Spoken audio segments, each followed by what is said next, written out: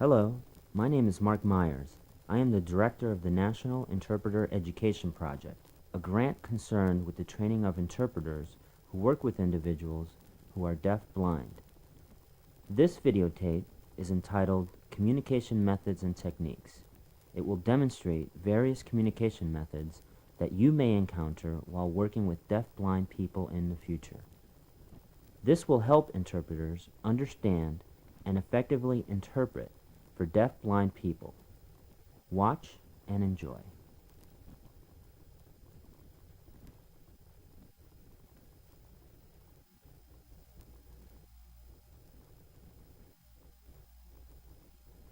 Hello, my name is Elaine Ducharme. On this project, I serve as a deaf-blind consumer facilitator. I grew up oral, knowing some sign. Later, in my 20s, when my vision deteriorated, I began using tactile communication. My interpreter today will be Valita Brown. Hello, I'm Sharon King. My responsibility on this project is to serve as a consultant. I am also the interpreter educator at Northwestern Connecticut Community Technical College. Today, Sharon and I will be demonstrating various communication methods that an interpreter may encounter when working with deaf-blind consumers. We will give you information that will increase your understanding of the communication needs of deaf-blind persons.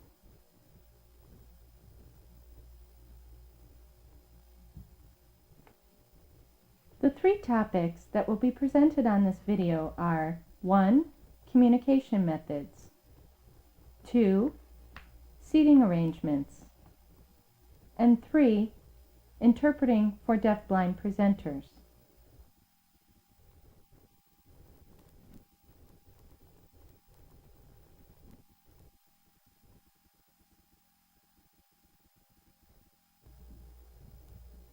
The first method that will be demonstrated is one-handed tactile reception. This mode is often used by deaf-blind people who learned ASL while still sighted. The interpreter signs with both hands while the deaf-blind person places one receptive hand on the interpreter's dominant signing hand. To receive detailed information, the deaf-blind person may choose to use two hands. At times, an interpreter may feel that two hands are needed to clarify a specific sign or concept. For example, in showing exactly how two cars collided. Now, the demonstration.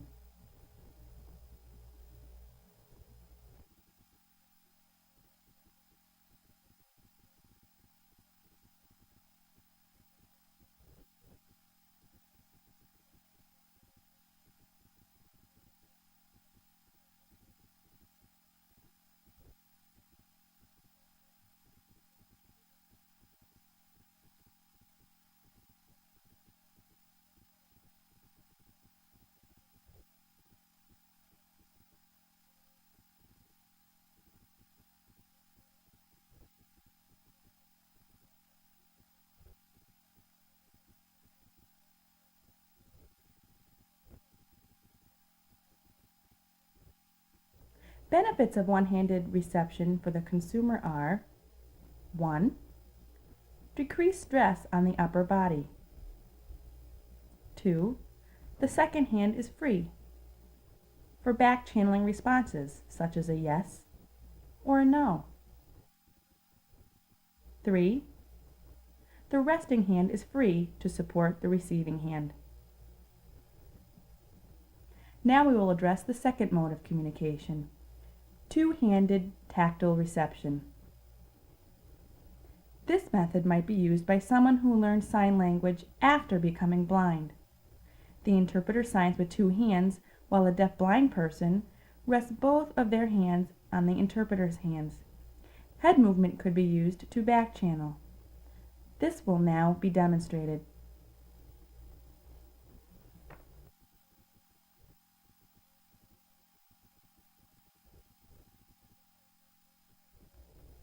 The first time you interpret tactually may feel awkward, but this feeling will soon disappear. The deaf-blind person will naturally follow your hand movements. Therefore, it is important to sign smoothly. Care should be taken not to jerk your hand away or grab onto the deaf-blind person's hand. Just sign in your normal manner. Tactile interpreting is more strenuous on the body. Therefore, switch with your team interpreter at approximate 15-minute intervals. As the change is made, you will sign to the deaf-blind person, "Switch now," and give the name of your replacement.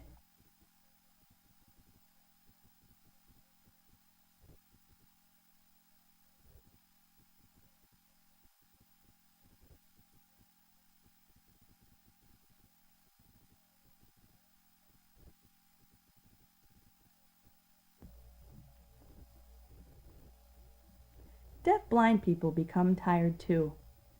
Tactile and low vision receptions require a lot of energy. As a result, deaf-blind people may choose to rest and the interpreter may be asked to summarize the conversation. It is important for the interpreter to respect the deaf-blind person's wishes. While the deaf-blind person rests, the interpreter sits, being alert to the deaf-blind person's cue to resume interpreting.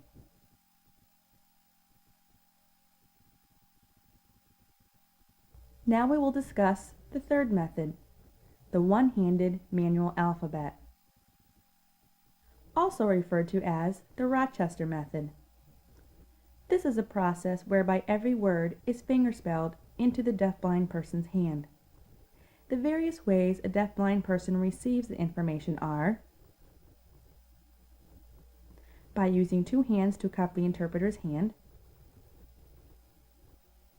or by resting one hand on the front, side, or back of the interpreter's hand. This method is often used by deaf-blind people whose first language is English and whose knowledge of sign language is limited. The interpreter should fingerspell at a normal pace. Occasionally signs may be used, but they should be signed slowly.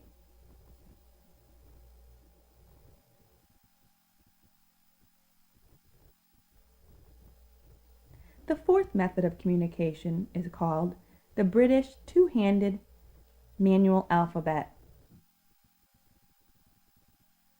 This is often used in Canada. In this process, deaf-blind people rest their receiving hand palm up. The interpreter then spells each word on the hand. This method reduces physical stress for both the deaf-blind consumer and the interpreter. The following clip demonstrates this method. A, B, C, D, E, F, G, H, I, J, K, L, M, N, O, P, Q, R, S, T, U, V, W, X, Y, Z. The last tactile method we will discuss is print on palm, usually referred to as POP. Using this method, the interpreter or any hearing person prints each letter on the deaf-blind person's palm, on the inside of the forearm, or on the back using capital letters. This method tends to be used only for brief conversations, not usually in-depth communication. Of the 5 methods just presented, the last 3 are not used as often as the first 2.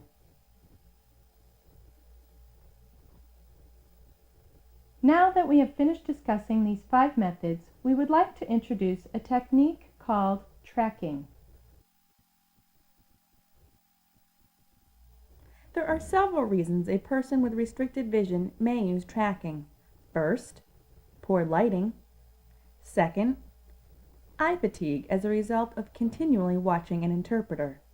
Or third, a limited physical environment that does not allow proper distance between the interpreter and the consumer, forcing the use of tracking. We've invited Tom Peters to the studio. Tom has restricted vision and will explain tracking.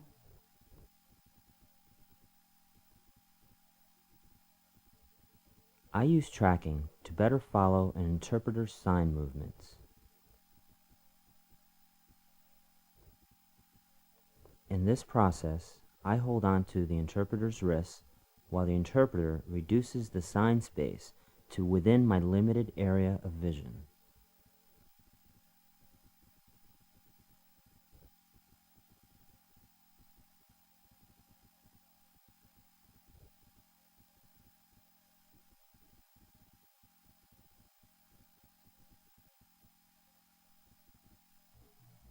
Remember, interpreters working with someone with limited vision should reduce their signing space by raising their hands, bringing them closer to their face.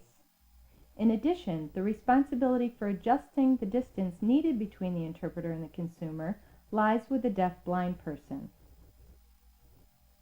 Clothing is another important consideration. Dark, solid colors should be worn. If your skin tone is dark, wear a slightly different shade. Avoid pastels or bright colors that reflect light. Additionally, the background behind the interpreter should also be dark. To enhance visibility, a small spotlight could be directed on the interpreter, but be careful, this can create distracting shadows on the interpreter's face.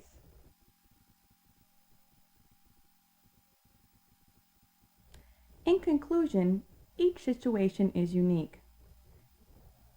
Therefore, the interpreter and the deaf-blind person must work together to find the method and the technique that works best for effective communication.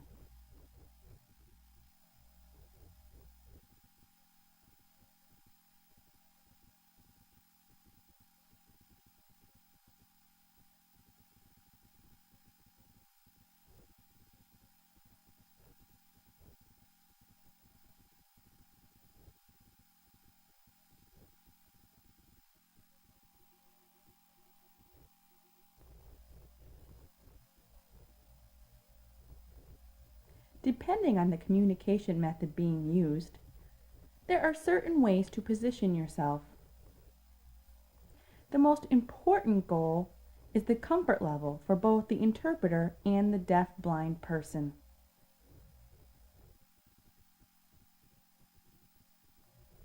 To reduce stress while interpreting, interpreters should 1. Warm up by stretching their hands and arms before and after an assignment. 2. Use good posture, sitting with head erect and both feet resting flat on the floor. 3. Use a small pillow or an adjustable chair to ensure appropriate back support. 4.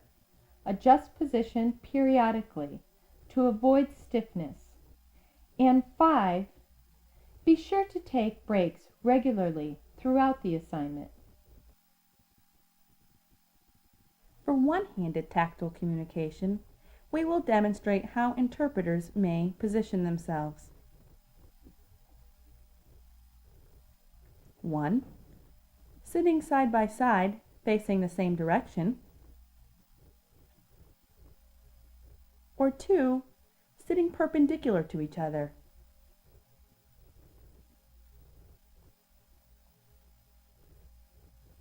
To demonstrate two-handed tactile communication, the interpreter and deaf-blind consumer may sit 1. With knees to either side, such as this.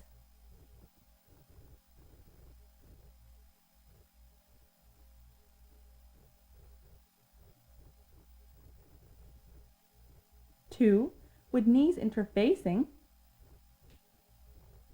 which looks like this. And sometimes you may even sit with your legs interposed, like this.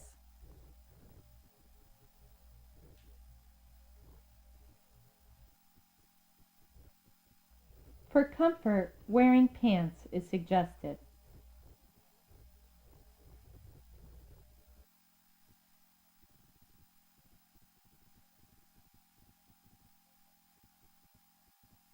Positioning for the Rochester method would be similar to one-handed tactile communication.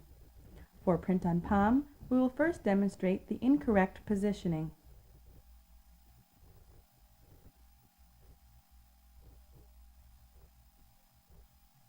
And now, the correct positioning, with the thumb of the deafblind person positioned away from the interpreter. But again, it is important for both the deafblind person and the interpreter to feel comfortable.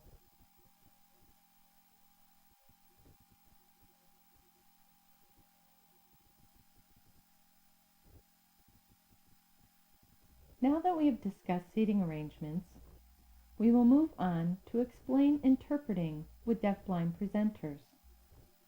One interpreter is positioned alongside the deafblind presenter, while a second interpreter is positioned for sign-to-voice interpreting. The responsibility of the first interpreter is to interpret audience feedback into the deafblind person's hand. The feedback may consist of agreement or disagreement, facial expression or emotional reactions such as laughter, a need to pause or an interruption from the audience,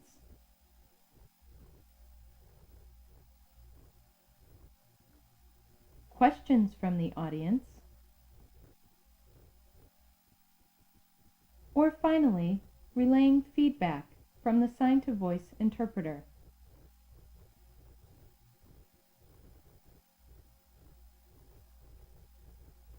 This videotape is an introduction to various communication methods and techniques that you may encounter when working with deafblind people. There are other means of communication that exist, such as utilizing various kinds of equipment or technologies. Remember, each interpreting assignment is unique. Therefore, adjustments are necessary to meet individual needs. It is imperative that an interpreter be flexible. There is still much more to be learned. Socializing will provide the best opportunity. I encourage you, get involved in the community of deafblind people. Thank you. Thank you.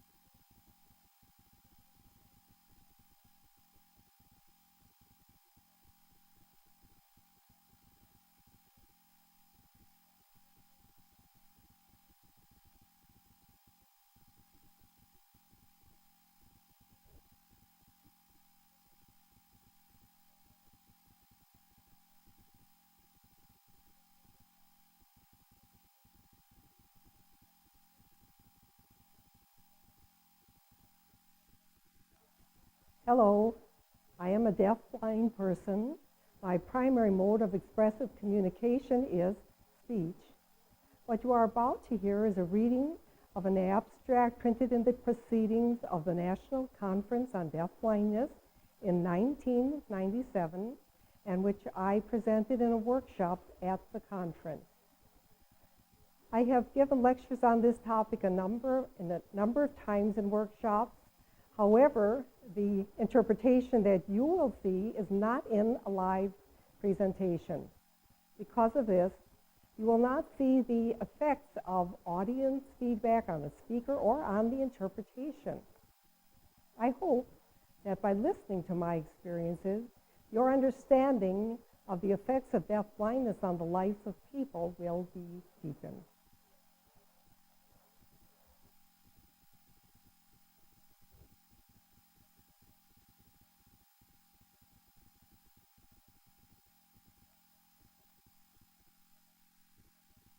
Good morning. My name is Ruth Silver. I plan to talk about personal experience with sight and hearing loss that led to the development of deaf-blind specific services. At age 16, I learned that I had retinitis pigmentosa, a condition involving progressive sight loss. It was so advanced it was believed to be present by age 6 or earlier. Ironically, I've been checked every year for 6 years by an eye doctor who fitted me with glasses, never looked into my eyes with a light, despite my mother's reports that I was clumsy, awkward, and not like her other 3 children. At 16, the doctor told my mother if she didn't stop complaining, he was going to get me a seeing eye dog for my next birthday. But this time, he looked in with a light, gasped, and sent us on to a clinic. Now, I won't get started on doctors today because I don't want to miss my flight home tomorrow. Although nothing could have been done medically, my life would have been very different emotionally. At school, children teased me, and teachers sometimes made critical, insensitive comments. I learned from early on that people meant pain and that it was best to stay by myself. I took refuge in music. The cello was my only childhood friend. By age 12, I decided I would try to become a symphony cellist. At 16, I learned I was going blind. It took me 3 years to give up my dream of music. Reluctantly, I started college to become a teacher of the blind. There was no undergraduate work in this area, so I picked the thing closest to the eyes, which was the ears, and I got my undergraduate degree in deaf education. The problem was that at graduation, I couldn't find a job. Although I had excellent hearing, no one wanted a partially sighted teacher of the deaf. Finally, after writing everywhere, I did get one response. I got an offer from the Iowa School for the Deaf, Council Bluffs, Iowa. They had an opening in their deaf-blind department. Deaf? Why? I had heard of Helen Keller, but were there really others? Well, I took the job, loved teaching, and loved Iowa. 2 years later, I moved to Massachusetts, where I taught deaf-blind children at the Perkins School for the Blind. While I did this, I took graduate studies in blindness. Again, I loved teaching, and I loved Perkins and Massachusetts. But I did return home to Milwaukee, Wisconsin, to marry my tall, dark, handsome honey. My honey has normal sight and normal hearing, but I love him anyway, because after all, it's not really his fault. He is by trade a psychiatric social worker, and many times I have said to him, you know, honey, the reason you're so good at what you do is because I have given you so very much experience. When our daughter was 4 years old, I learned that I had developed a progressive hearing loss, and the world came crashing down around me. But as you can see, I made it through. I made it through with a toughness gene and with the support of my very wonderful husband. 20 months after the diagnosis, still very badly shaken, I decided to accept a job. For the next 12 years, I served first as program director, then executive director of the Center for Blind Children in Milwaukee, Wisconsin. It was a wonderful job, a stimulating job, but it was stressful. Why? Because I was living a lie. I would not tell anyone that I was losing my hearing. In 1981, I had to get hearing aids. I had needed them earlier. For 3 years, I had almost had to crawl into people's mouths to understand their speech. I developed chronic back pain from straining forward to here. Why didn't I just go get those hearing aids? For me, there was no pain that could equal the painful thought that someday I would live in a world without music. I'm okay, I'm okay, I'm okay, I would tell myself as I limped painfully into the house. Look at me. I'm out in that busy work world and I don't even need hearing aids. How wonderful, how marvelous, how unbelievable. It is called denial. And denial is like a metal vise that rivets us to the spot. It blinds us.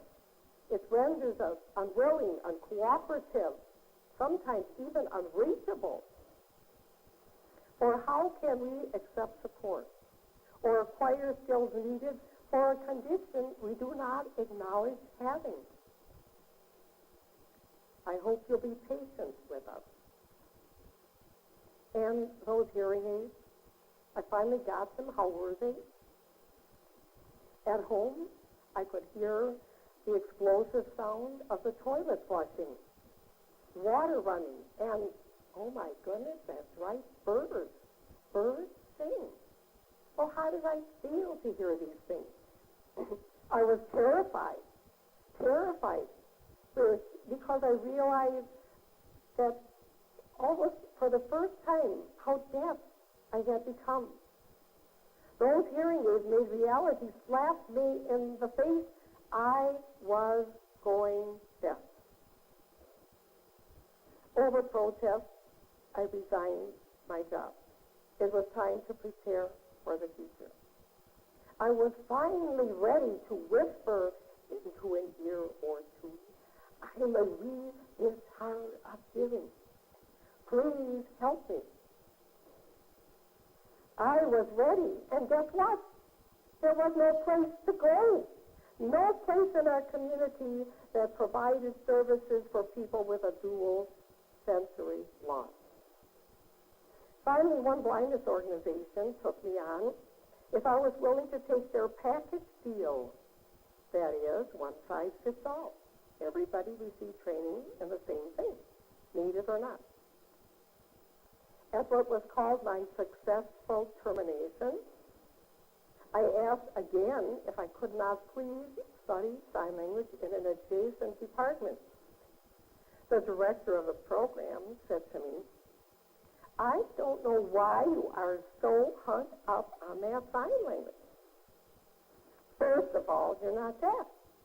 And when you are, what good will it do you? Do you really think that deaf, blind Jerry Lawhorn really gets anything out of sitting in on a meeting? I went home to a 2-year depression. I crawled in and out of bed. The thing that motivated me most to get out of bed was that desire to find out if there were others in the community, others who needed help, others who were hurting. After much research and work with volunteers, in September of 1983, we had the first meeting of a monthly social group for persons with combined hearing vision impairments. Although the social group did reduce isolation, and still does, it was obvious from the start that there were many unmet needs. There was a need to develop far more comprehensive services. Again, there was more research and planning, the formation of a board of directors, and this very dedicated board established in 1985 the Center for Deaf-Blind Persons. The center has expanded as funding permitted, and currently we offer the social group to youth and adults, the self-help support group, rehabilitation training in communication methods, independent living adaptation, safe travel with a white cane or sighted guide, leisure skills, employment, and support service in our community. Indirect services are very important too. Such indirect services are offered as help for family members and public education. The most well-trained deaf-blind person might have limited success if they go out into a community where the residents do not understand that in addition to our needs, we have potential and we have talent. And speaking of needs, it's important to mention that offering programs does not necessarily mean you are meeting the needs. I was in a program, and there are many others, that do not meet needs. To meet needs requires a constant, ongoing evaluation, modification of the program, creativity, and of course, a staff that is not only skilled and experienced, but a staff that is also sensitive and caring. In conclusion, I wish to state that being deafblind myself and working in the field as a professional has been challenging. Despite the ups and the downs, I feel privileged to work with a dedicated board, staff, and professionals both locally and nationally. Our agency intends to continue its current services and to expand to meet the needs of deaf-blind youth and adults in the state of Wisconsin. Thank you.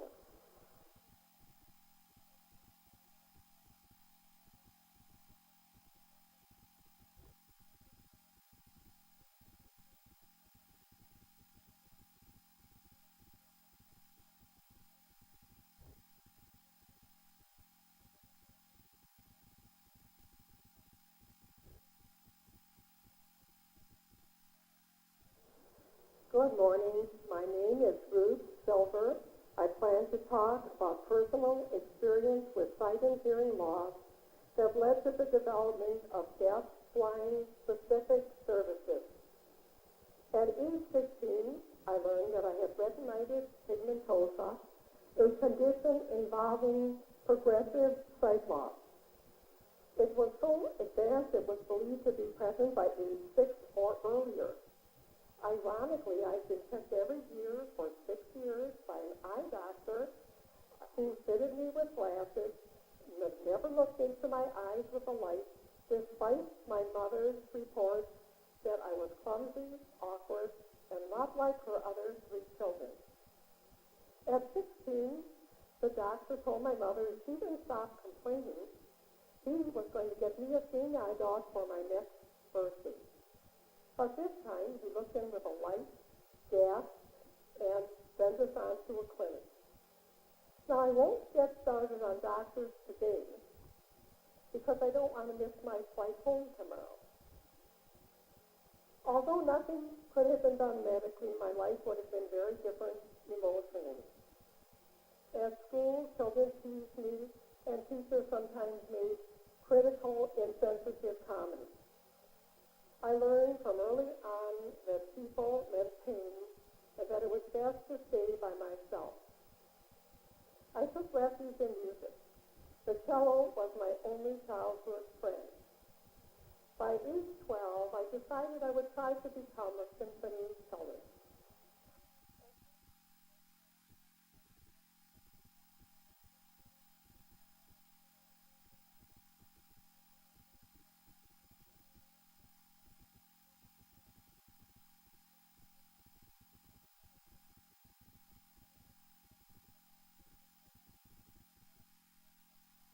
Good morning. My name is Ruth Silver. I plan to talk about personal experience with sight and hearing loss that led to the development of deaf-blind specific services. At age 16, I learned that I had retinitis pigmentosa, a condition involving progressive sight loss. It was so advanced it was believed to be present by age 6 or earlier. Ironically, I've been checked every year for 6 years by an eye doctor who fitted me with glasses, never looked into my eyes with a light, despite my mother's reports that I was clumsy, awkward, and not like her other 3 children. At 16, the doctor told my mother if she didn't stop complaining, he was going to get me a seeing eye dog for my next birthday. But this time, he looked in with a light, gasped, and sent us on to a clinic. Now, I won't get started on doctors today because I don't want to miss my flight home tomorrow. Although nothing could have been done medically, my life would have been very different emotionally. At school, children teased me, and teachers sometimes made critical, insensitive comments.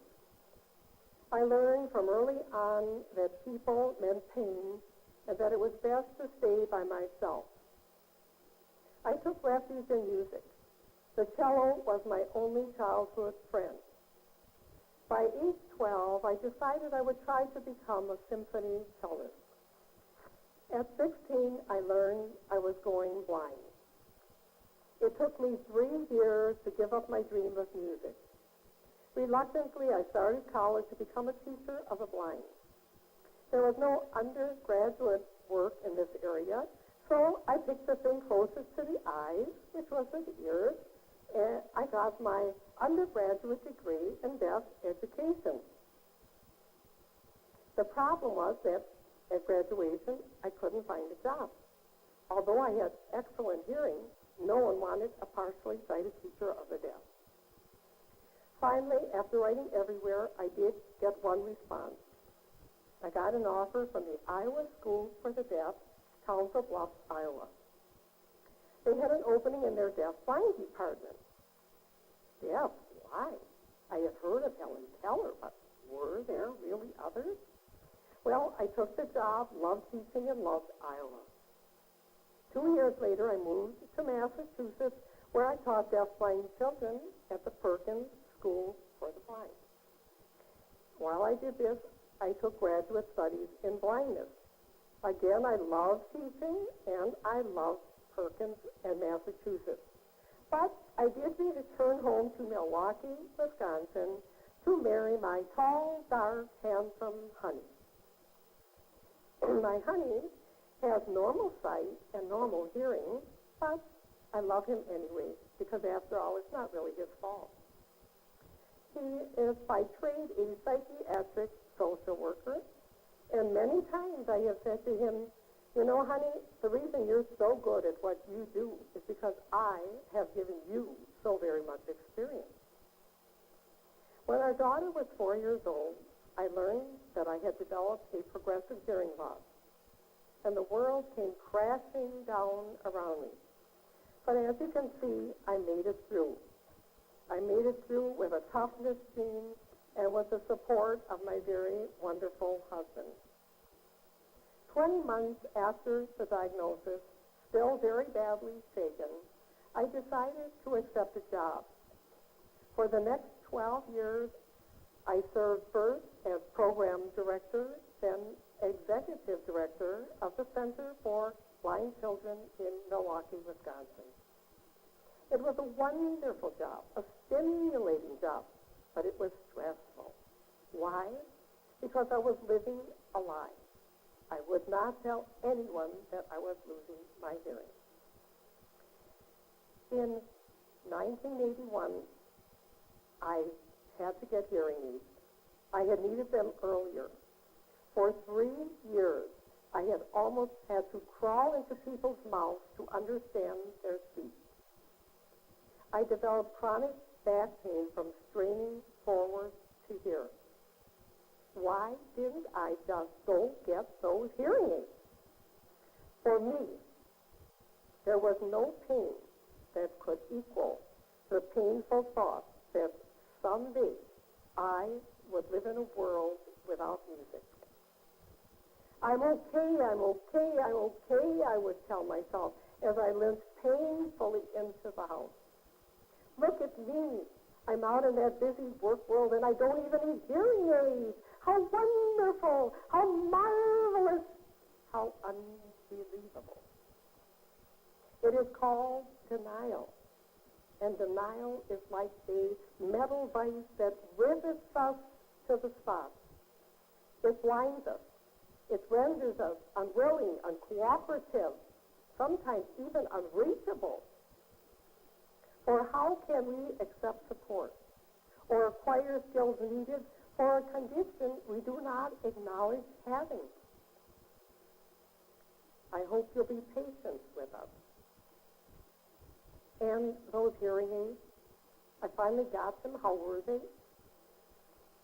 At home, I could hear the explosive sound of the toilet flushing, water running, and, oh my goodness, that's right, birds. Birds sing. Well, how did I feel to hear these things? I was terrified because I realized that almost for the first time how deaf I had become. Those hearing aids made reality slap me in the face. I was going deaf. Over protest, I resigned my job. It was time to prepare for the future. I was finally ready to whisper into an ear or two, I'm a wee tired of giving. Please help me. I was ready, and guess what? There was no place to go. No place in our community that provided services for people with a dual sensory loss. Finally, one blindness organization took me on if I was willing to take their package deal. That is, one size fits all. Everybody received training in the same thing, need it or not. At what was called my successful termination, I asked again if I could not please study sign language in an adjacent department. The director of the program said to me, I don't know why you are so hung up on that sign language. First of all, you're not deaf. And when you are, what good will it do you? Do you really think that deaf, blind Jerry Lawhorn really gets anything out of sitting in on a meeting? I went home to a 2-year depression. I crawled in and out of bed. The thing that motivated me most to get out of bed was that desire to find out if there were others in the community, others who needed help, others who were hurting. After much research and work with volunteers, in September of 1983, we had the first meeting of a monthly social group for persons with combined hearing vision impairments. Although the social group did reduce isolation, and still does, it was obvious from the start that there were many unmet needs. There was a need to develop far more comprehensive services. Again, there was more research and planning, the formation of a board of directors, and this very dedicated board established in 1985 the Center for Deaf Blind Persons. The center has expanded as funding permitted, and currently we offer the social group, to youth and adults, the self-help support group, rehabilitation training and communication methods, independent living adaptation, safe travel with a white cane or sighted guide, leisure skills, employment, and support service in our community. Indirect services are very important too. Such indirect services are offered as help for family members and public education. The most well-trained deafblind person might have limited success if they go out into a community where the residents do not understand that in addition to our needs, we have potential and we have talent. And speaking of needs, it's important to mention that offering programs does not necessarily mean you are meeting the needs.